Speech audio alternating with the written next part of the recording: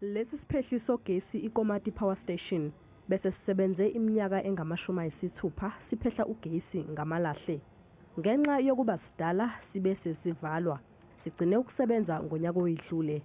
Eskom ithi esikhundleni sokusivala thaqa, zikhona ezinye indlela ezingasetshenziswa ukufukula umnotho. Manje ke uhulumeni uzama ukusivuselela kabusha ngokuthi ehlola ukuthi singakwazi yini ukukhiqiza ugesi enganukubezi imvelo. The preparations have been done.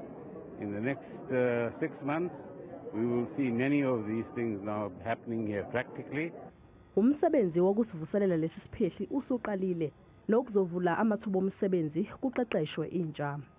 What we're doing here in terms of this particular repurposing project is to ensure that there remains economic activity in this particular region. Ngqongqoshe wezamabhizinisi ombuso uqinisekise umphakathi ukuthi ukuguqulwa kwalesi siphehli kuzoba ngokuvulelekile emphakathini futhi ke uzohlomula kulolu hlelo.